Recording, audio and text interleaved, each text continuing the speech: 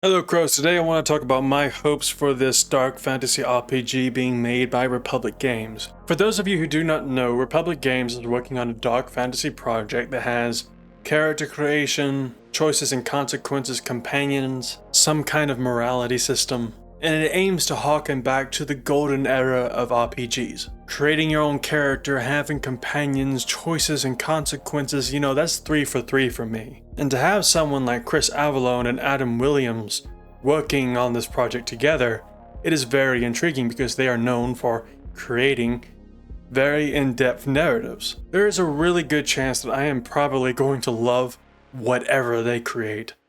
But while the forge is warming up, if you will, I'd like to get my hopes out there, Also, the content for this mystery game is kind of running low. The barrel is running low. I'm past scraping the bottom of the barrel and kind of scraping into the dirt. This is kind of one of those videos, so we'll see how it goes. Anyway, I've got 4 hopes for this game. Let's start off with number 1. Bloody combat. I really want bloody, gory, crunchy combat. I really want to feel hitting multiple things. Maybe it's the anger management in me that really wants things to suffer. In a video game, don't call the police, I'm talking about video games. I'm really missing that kind of bloody, gory combat, and I'm not talking about Doom per se, where you're just like ripping and shredding and tearing and ripping and tearing everything through. If my sword is cutting off someone's head, I would like to see the appropriate amount, or at all. If my sword is cutting off anything, there should be some blood involved, There are many RPGs nowadays where it's just sort of like, yeah, it's rated M for mature, but it's not really, it's not putting the blood into it. Dark fantasy, that kind of medieval combat, it was not a clean situation, even in, fantasy worlds, right? I'm also kind of wanting something a bit more grounded, realistic. If this is a world where the only people can do magic are mages, then I don't want to see my archers or my rogues or my warriors using magic also, right? So there is a concern about, balancing the coolness. If mages have this entire litany of spells that, they can bring down blizzards and fireballs and meteors and, raise the dead and everything. Meanwhile, you got the other classes that have like their bow and arrow, their little swords, and just slashing away, maybe using techniques as different skills. I'm kind of lenient on it, I just don't want to be like, like there's an ultimate, right? And you press the button on the ultimate and then the warrior just hulks out and they're smashing the ground and they're causing earthquakes to happen and the lava shoots up through the floor and, it's just, If this is supposed to be a more grounded game, then, more grounded combat and classes, preferably. All in all, though, I want to see some blood, If I'm a mage, I want to blow people up. The second thing is let me be the bad guy. Now, this game is already kind of sort of confirmed to have some sort of morality or reputation system where you can be the hero or the anti-hero. I want to be the bad guy. And I'm not saying be absolutely evil where I turn into the true antagonist of the game. You don't have to go that far. But, let me be an asshole. I've gone through a lot of games where I'm like everyone's buddy, we're all getting along. We're all doing what we can to work together to defeat the bad guy. I want to be an asshole, I'm a good enough guy out in the real world. Video games are kind of my chance to bring about bloody mayhem and all of the assholery that I can muster. It's a great chance, where would you rather have that exactly? Would you rather have mayhem out in the real world or in a video game world? It's your choice, Republic Games. I'm just giving you options. Note to self, talk to therapist later. I'm just kidding, I can't afford a therapist.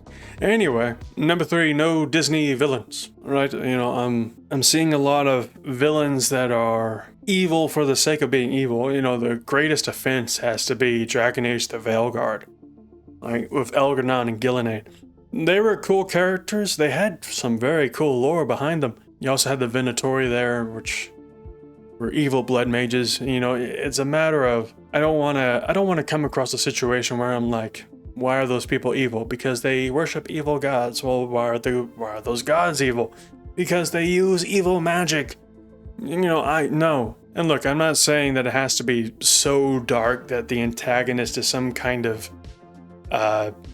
child molester that uses the bones of aborted children to summon demons or anything like that. Granted, I would definitely go out of my way to kill someone like that, but I'm not saying it has to be that dark. Somewhere in the middle between the two extremes would be greatly appreciated.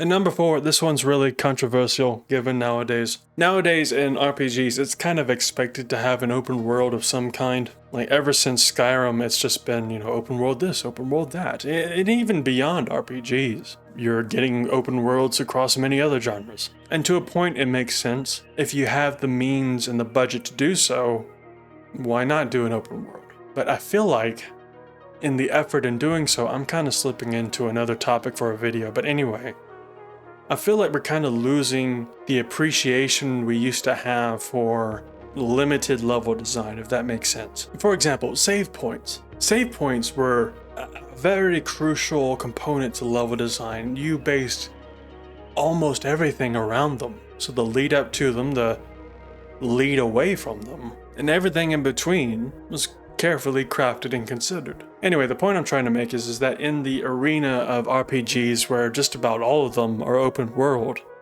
this RPG would try to do something different and kind of go in the opposite direction by not doing open world, doing handcrafted, linear to branching levels, similar to the style of, let's say, Mass Effect. You have areas that are focused in on a specific narrative in a specific location on specific characters. Everything is handpicked and hand-chosen for specific reasons. Maybe it's based around a story. Maybe it's based around a type of gameplay. Don't get me wrong, I love there to be areas where I can just sort of walk around and kind of vibe with the world. But I want to see something a bit more focused.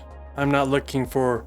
There are so many open world games that are vying for my attention. Just wanting to take what time I have, of which there is very little. Crimson Desert is a game that's going to take up a lot of time. The upcoming Fable game is going to take up a lot of time. Grand Theft Auto 6 is another open world game that's going to take up a lot of time. I don't have an infinite amount of time. Starfield 2.0 or whatever it's called. That's a whole entire universe of content that is wanting my time.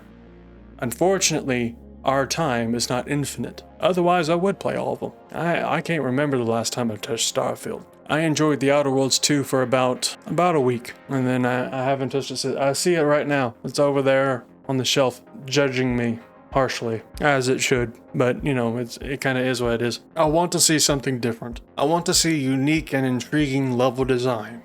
I want something different. It's like a charcuterie board where all of it is cheddar, right? There might be different types of cheddar, but it's still all cheddar. I want this mystery game from Republic Games to be the brie or the gorgonzola or some other cheese. You understand the metaphor. Anyway, I'm gonna end it here.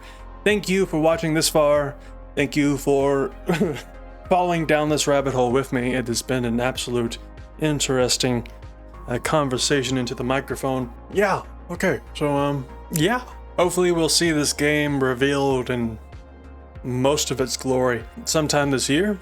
If not, that's fine. We'll chill. Until then though, as always, be safe, be well, be kind. Let me know what you'd like to see in this mystery game yourself down in the comments, and bye-bye.